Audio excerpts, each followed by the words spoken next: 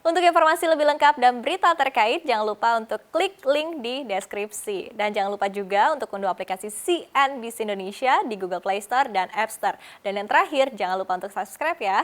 Menteri Pendidikan dan Kebudayaan Republik Indonesia melalui Direktorat Kemitraan dan Penyelarasan Dunia Usaha dan Dunia Industri kembali menggelar program kelas offline di Kota Bandung, Jawa Barat.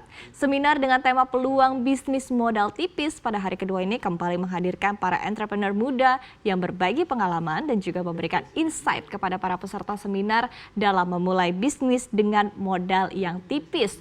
Nah, bagaimana rangkuman acaranya? Berikut liputan selengkapnya untuk Anda.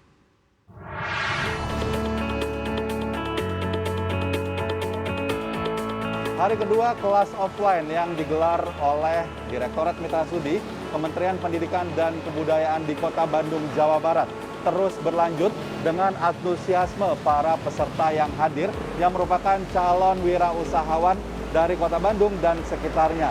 Kelas offline di hari kedua ini dihadiri oleh beberapa pembicara yang merupakan pemilik dari beberapa bisnis yang ada di Kota Bandung dan sekitarnya untuk memberikan insight kepada para peserta mengenai peluang bisnis dengan modal tipis. Kelas offline di Kota Kembang Bandung yang digelar selama 2 hari tersebut dihadiri oleh para peserta yang hadir secara langsung dari Kota Bandung dan sekitarnya. Selain itu, peserta yang berasal dari berbagai wilayah Indonesia juga antusias mengikuti jalannya kelas secara virtual. Dengan tema peluang bisnis modal tipis, mayoritas peserta yang merupakan kaum milenial diajak mandiri berwirausaha meski hanya memiliki modal yang kecil. Kepala Subbagian Tata Usaha Mitra Studi Kementerian Pendidikan dan Kebudayaan Yudil Cati mengatakan, esensi dari kelas offline ini juga diharapkan dapat menjadi pembelajaran bagi masyarakat, khususnya mahasiswa dan pelajar di pendidikan vokasi, mengenai gambaran menjadi seorang entrepreneur. Yang memang ingin belajar sebenarnya seperti apa sih yang namanya kewirausahaan, lalu kemudian kita ingin melakukan bisnis atau usaha sendiri misalnya, itu bagaimana? Nah, ini yang kita hadirkan kan narasumbernya adalah pelaku-pelaku. Mereka sudah jatuh bangun lah, mereka sudah punya pengalaman, teori-teori lah, mereka punya kesuksesan, kegagalan gitu ya.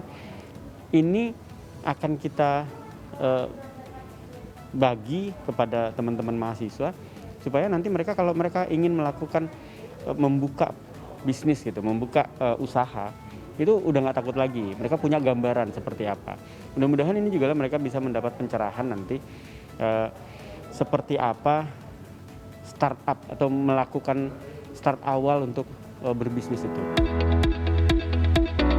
Sukses berbisnis dengan modal seadanya, para pembicara dalam kelas offline ini memberikan berbagai tips berwirausaha hingga solusi dan berbagai pengalamannya kepada para peserta.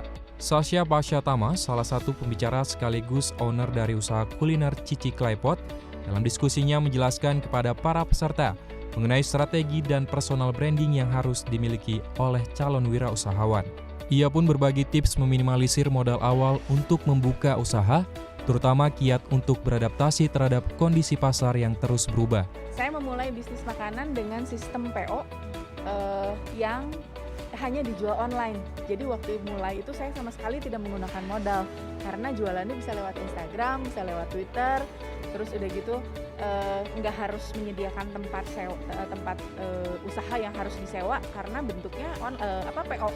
Gitu. Jadi saya buka nih, saya mau jualan ini, ada yang mau beli nggak? Kemudian juga waste-nya bisa dibilang 0 ya, karena saya hanya masak sesuai dengan yang udah dipesen gitu. Jadi coba cari celah, cari jalan gimana supaya kita bisa mulai bisnis dengan modal yang sangat tipis, yang kalau bisa bahkan 0. Pembicara lainnya adalah Mada Riyandi sebagai founder dari Visual Project, juga menyinggung soal personal branding hingga mengutamakan kualitas produk yang menjadi kunci kesuksesan selama berbisnis.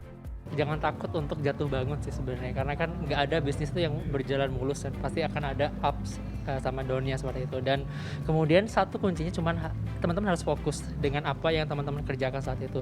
Yang mungkin saat ini belum bisa menghasilkan sesuatu, tapi let's say di bulan-bulan berikutnya dan tahun-tahun berikutnya pasti akan ada perkembangan ya, nggak hanya dalam diri kita, pasti akan ada perkembangan di dalam bisnisnya kita sih, seperti itu. Salah satu peserta yang merupakan pengajar pendidikan vokasi mengatakan pentingnya pembelajaran dalam kelas offline ini. Seru tentunya, menambah perspektif terkait kewirausahaan juga. Kalau dari saya dari sudut pandang pendidik vokasi mungkin Wira SMK ataupun D3 yang mungkin nanti saya ajar, bagaimana saya bisa mendevelop situasi-situasi secara organik sehingga nantinya kalau ini kan 1, 2, 3 orang sebagai pembicara. Mungkin goalsnya kalau saya pengen nanti siswa-siswa saya atau mahasiswa yang saya ajar nanti bisa keseluruhannya memiliki jiwa-jiwa kewirausahaan seperti ini gitu, Mas.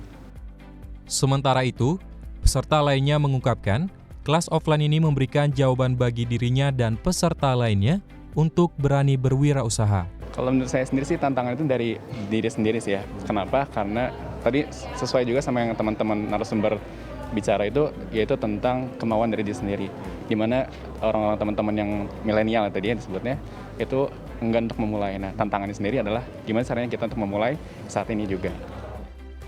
Kelas offline yang digelar oleh Direktorat Jenderal Pendidikan Vokasi melalui Direktorat Mitra Studi Kementerian Pendidikan dan Kebudayaan ini merupakan komitmen pemerintah Indonesia untuk merancang kesuksesan dan goals bagi masyarakat dengan program menikahkan pendidikan vokasi dengan dunia industri. Tim Liputan CNBC Indonesia.